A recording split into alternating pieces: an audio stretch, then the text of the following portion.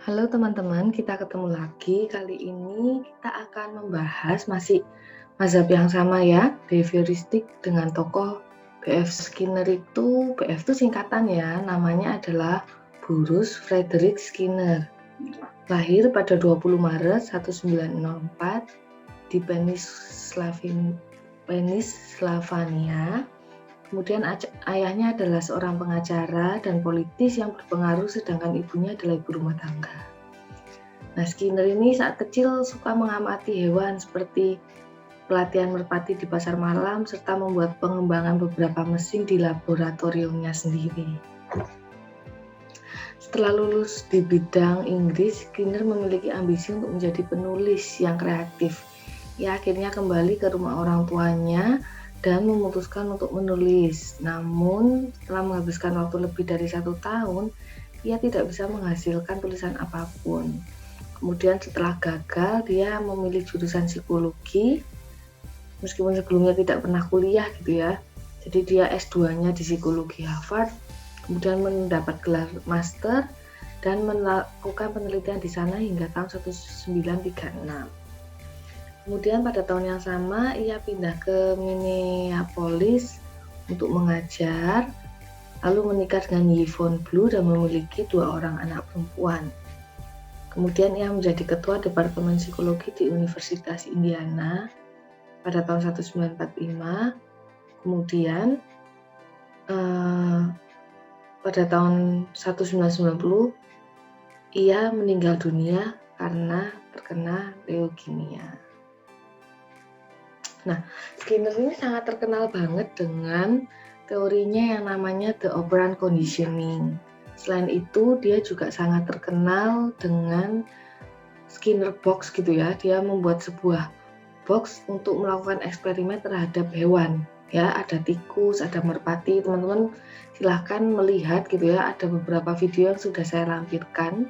Teman-teman juga bisa secara mandiri melihat di YouTube Skinner box milik Skinner itu seperti apa. Jadi dia menciptakan sebuah box untuk melihat perilaku hewan, di mana akhirnya dari box ini muncul teori-teori yang digunakan juga untuk manusia. Karena pada dasarnya Skinner percaya bahwa kan tidak mungkin ya melakukan eksperimen terhadap manusia. Pada saat ini sudah sangat sadar akan kode etik. Jadi dia melakukannya pada hewan dan dia merasa manusia setidaknya punya proses belajar yang menyerupai dengan hewan, meskipun manusia sebenarnya jauh lebih pintar seperti itu. Nah, apa itu operant conditioning? Jadi Skinner menyebutkan perilaku dipengaruhi oleh konsekuensi yang mengikuti. Di sini individu akan memilih perilaku mana yang bisa dipilih berdasarkan konsekuensi tertentu. Jadi di sini adalah metode pembelajaran yang terjadi melalui reward dan punishment pada perilaku. Jadi dia merasa bahwa ketika individu itu ingin perilakunya dibentuk, itu tergantung pada konsekuensi yang didapat, ya, tergantung pada reward dan punishment yang didapat, sehingga hal ini bisa membentuk sebuah perilaku. Sama seperti tokoh sebelumnya merasa bahwa perilaku itu sangat bisa dibentuk. Kalau Skinner menekankan pada konsekuensinya. Jadi konsekuensi yang seperti apa akan menghasilkan sebuah perilaku tertentu. Kemudian Skinner ini membuat 3 asumsi dasar, yaitu 1, perilaku itu terjadi menurut hukum tertentu. Ya, jadi ada hukum tertentu yang bisa mengatur perilaku. Lalu perilaku itu sangat dapat diramalkan gitu ya. Apalagi tokoh-tokoh behavioristik merasa bahwa perilaku itu sangat bisa dibentuk, maka sangat bisa diramalkan. Dan perilaku manusia itu sangat dapat dikontrol. Ini menurut Skinner. Tidak jauh beda dengan tokoh-tokoh behavioristik yang sebelumnya. Nah, di Skinner ini menekankan sama yang namanya reinforcement gitu ya. Kalau yang di tokoh sebelumnya kita juga sudah menyinggung, tapi di Skinner ini akan lebih dalam menekankan tentang reinforcement. Apa itu reinforcement? Reinforcement itu adalah respon yang dihasilkan individu yang memiliki konsekuensi terhadap lingkungan. Jadi jika respon tersebut mendapatkan imbalan, maka kemungkinan kembali muncul akan lebih besar. Ya, namanya juga reinforcement atau penguat. Jadi Ini proses di mana stimulus meningkatkan kemungkinan terjadinya perilaku yang telah dimunculkan. Kalau kepingin perilaku tertentu kuat munculnya, maka harus dilakukan berkali-kali gitu ya. Seperti itulah reinforcement. Terdapat 2 jenis, yaitu reinforcement positif dan negatif. Nah, ada 3 karakteristik yang harus dipenuhi untuk menjadi reinforcement. 1, reinforcement itu harus memiliki konsekuensi. Jadi kalau perilakunya itu biasa saja dan tidak memberikan dampak, maka tidak bisa disebut reinforcement. Lalu perilaku harus bisa ditingkatkan kekuatannya, jadi kontinu gitu ya. Lalu peningkatan harus merupakan hasil dari konsekuensi itu tadi. Jadi intinya adalah reinforcement itu harus sesuatu yang bisa memberikan dampak kepada perilaku seseorang. Nah, kita akan belajar yang pertama namanya reinforcement positif. Apa itu? Reinforcement positif merupakan konsekuensi positif yang mengarahkan perilaku untuk meningkatkan kemungkinan terjadinya perilaku tersebut. Jadi diberi konsekuensi positif supaya berkali-kali supaya perilakunya terbentuk gitu ya. Disebut juga dengan reward learning. Contohnya, ketika seorang anak mendapatkan nilai 100 pada saat ujian, maka orang tuanya akan memberikan hadiah. Nah, hal ini akan menjadi penguat positif di mana anak akan berusaha mendapatkan nilai 100 lagi agar mendapatkan hadiah. Jadi perilakunya akhirnya terbentuk, dia akan belajar biar dapat nilai 100 lalu akan mendapatkan hadiah dari orang tuanya. Ini namanya positive reinforcement. Oke, nah kalau berikutnya ada juga namanya negative reinforcement. Nah, negative reinforcement ini adalah perilaku yang menghilangkan sesuatu yang negatif, yang mendorong peningkatan kemungkinan bahwa respon yang telah muncul akan diulang di masa depan. Nanti akan kita pelajari stimulusnya. Jadi intinya adalah sama memberikan penguatan terhadap terbentuknya perilaku tertentu, tapi kali ini untuk menghindari sesuatu yang negatif. Contohnya, pada saat seseorang terluka, biasanya kan akan diobati dengan obat luka, ya. Terluka sesuatu yang negatif. Kemudian orang-orang akan mengobatinya dengan obat betadine, ya. Dengan demikian, obat ini akan menghilangkan atau mengurangi rasa sakit. Nah, maka besar kemungkinan jika orang itu terluka lagi, maka dia akan menggunakan obat luka tersebut kembali. Nah, penguatan negatif mengajarkan kepada individu bahwa melakukan tindakan akan menghilangkan kondisi negatif yang ada di lingkungan. Jadi di sini perilaku yang terbentuk adalah perilaku memberi obat untuk menghindari rasa sakit, gitu ya. Ini ada 2 tipe dari penguatan negatif. 1, escape conditioning, yaitu penguatan terjadi karena sesuatu yang negatif tadi tiba-tiba berhenti. Lalu yang kedua, avoidant conditioning, yaitu pengkondisian yang dilakukan dengan cara menghindari dari sesuatu yang negatif. Pengkondisian ini terjadi karena perilaku mencegah sesuatu yang negatif. Jadi kalau yang escape conditioning tadi, akhirnya dia akan rasa sakitnya berhenti gitu ya karena sudah diberi obat. Tapi kalau avoidance conditioning, dia akan berusaha untuk tidak jatuh agar dia tidak perlu lagi merasa sakit. Seperti itu, menghindari sesuatu yang negatif. Nah, ini ada 4 macam jenis reinforcers. Reinforcers ini adalah pemicu gitu ya, pemicu sesuatu yang dapat menjadi penguatan.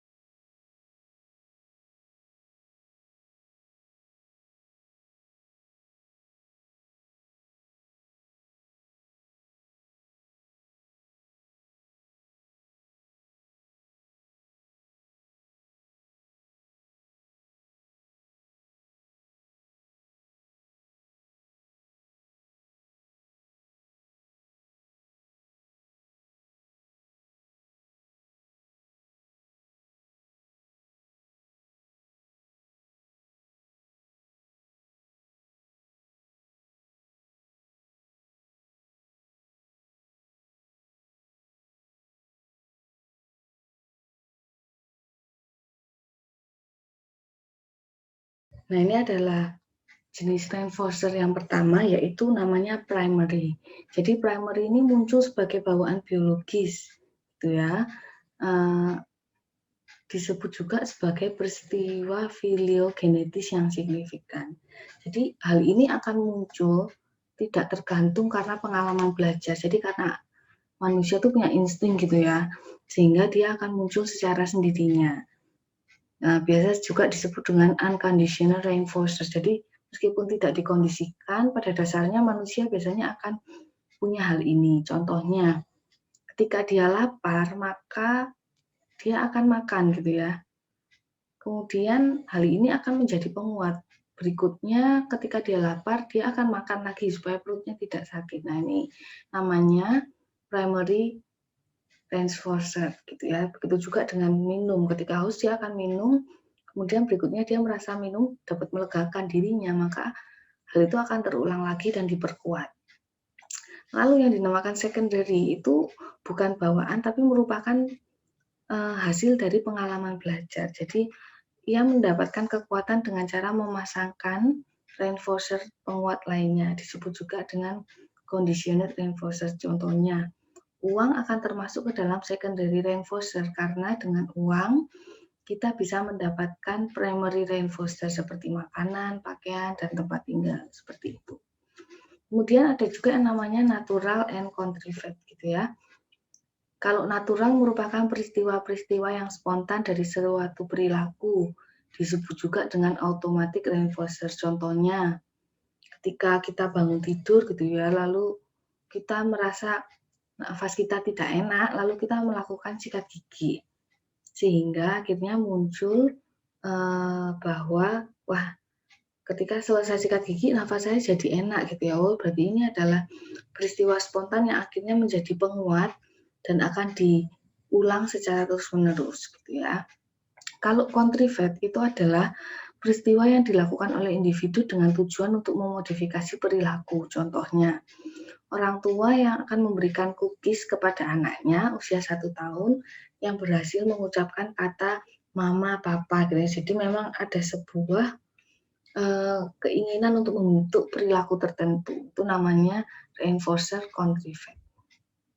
Nah, dalam melakukan reinforcement, ternyata Skinner itu menemukan ada beberapa penjadwalan waktu gitu ya. Jadi saat percobaan bersama tikus itu dia mencoba beberapa penjadwalan waktu. Nah, ini ada 4. Ya, kita akan belajar satu-satu.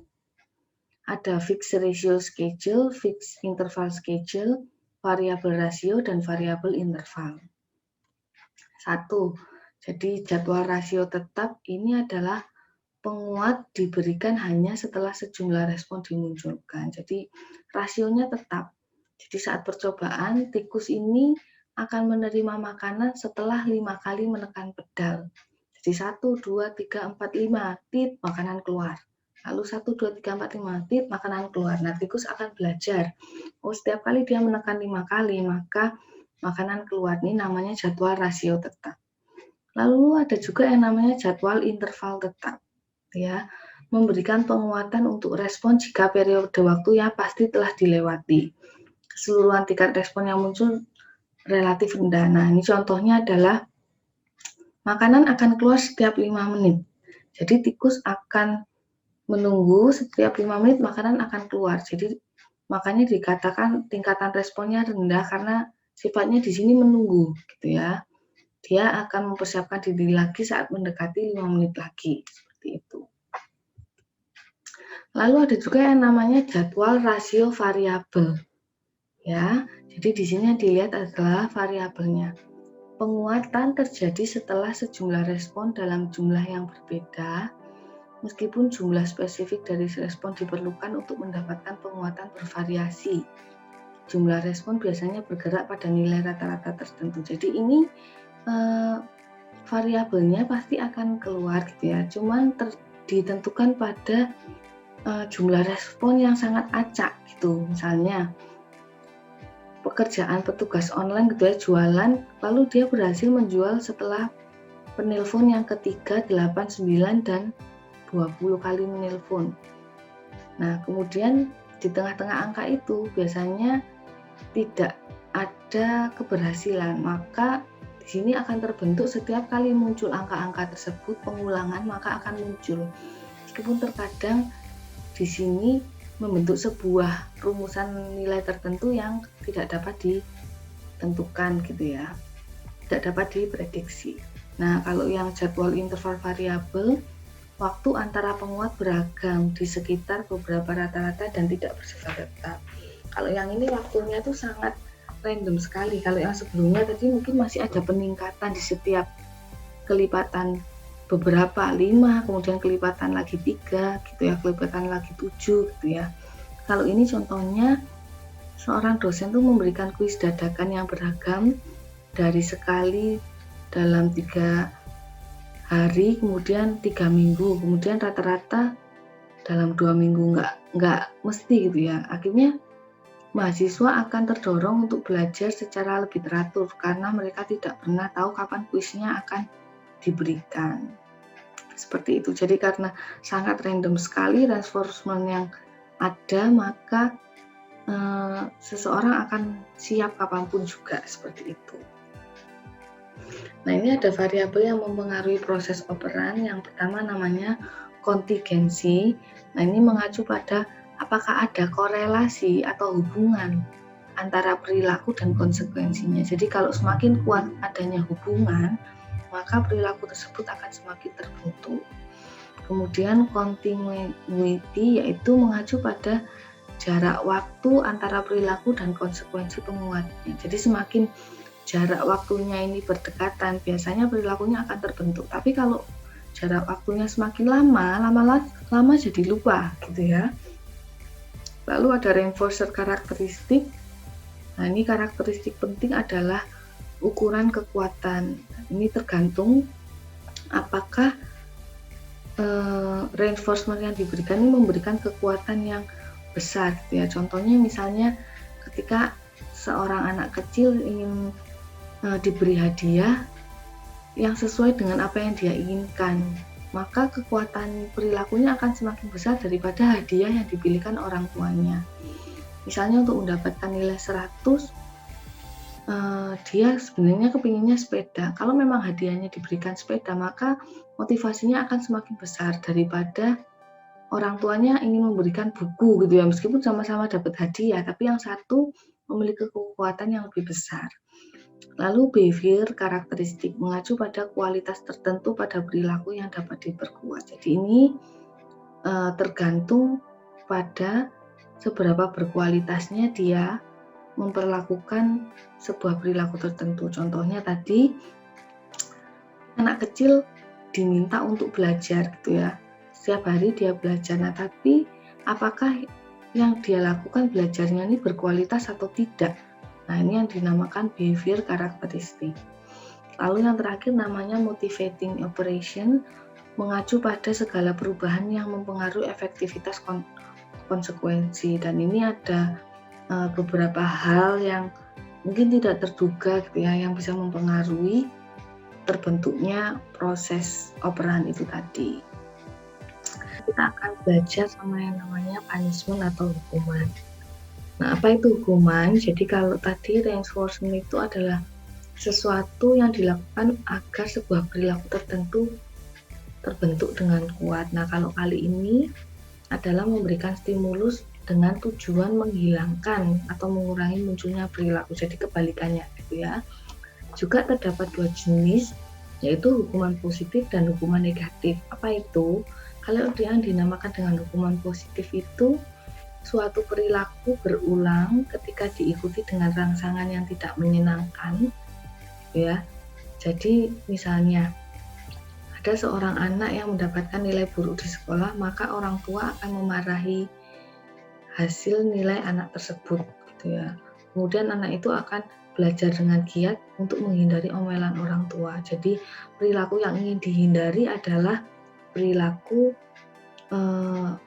omelan orang tua gitu ya, sedangkan perilaku yang ingin dihilangkan adalah perilaku yang mendapatkan nilai buruk. Jadi hukuman positif ini dengan memberikan sesuatu yang tidak menyenangkan agar sebuah perilaku tertentu tadi hilang.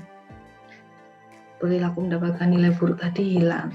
Sedangkan hukuman negatif yaitu sebuah perilaku akan berkurang ketika sebuah rangsangan positif atau menyenangkan diambil. Contohnya, seorang anak mendapatkan nilai jelek akibat terlalu sering bermain-main dengan temannya dan malas belajar, kemudian anak itu dihukum agar tidak boleh bermain-main dengan temannya selama sebulan. Nah, kalau kali ini sesuatu yang menyenangkan itu diambil gitu ya. Jadi perilaku yang ingin dihilangkan adalah perilaku mendapatkan nilai jelek sama seperti yang tadi. Cuman kali ini bedanya adalah perilaku yang menyenangkan diambil sehingga anak itu merasa mendapatkan hukuman gitu ya, seperti itu. Nah, sebenarnya menurut Skinner, hukuman itu tidak menurunkan probabilitas respon, melainkan hanya menekan respon selama hukuman diterapkan. Jadi sebenarnya dia tidak terlalu setuju dengan yang namanya hukuman, seperti itu. Nah, teman-teman juga jangan sampai rancu, ada negative reinforcement dan hukuman gitu ya, berbeda gitu ya teman-teman ya. Kalau yang namanya reinforcement itu selalu berupa memperkuat perilaku, sedangkan hukuman itu cenderung menekan perilaku, seperti itu. Nah, ini ada beberapa variabel yang mempengaruhi proses punishment. Satu namanya kontingensi, di mana sejauh mana hukuman itu melemahkan perilaku. Dalam hal ini untuk mengurangi frekuensinya. Jadi semakin besar tingkat kontingensinya, maka perubahan perilaku akan semakin cepat gitu ya frekuensinya. Lalu continuity, jarak antara perilaku dan konsekuensi hukuman sangatlah penting. Jadi kalau semakin ditunda maka akan menjadi semakin kurang efektif. Kemudian ada yang namanya punisher intensity, di mana semakin besar stimulus hukuman maka semakin besar reduksi perilaku yang dihukum.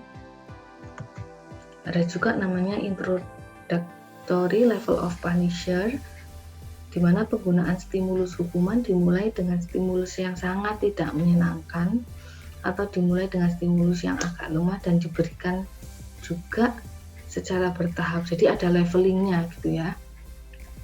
Lalu alternative source of reinforcement, ketika memberikan hukuman menyediakan sumber reinforcement lain untuk mempertahankan perilaku yang diinginkan.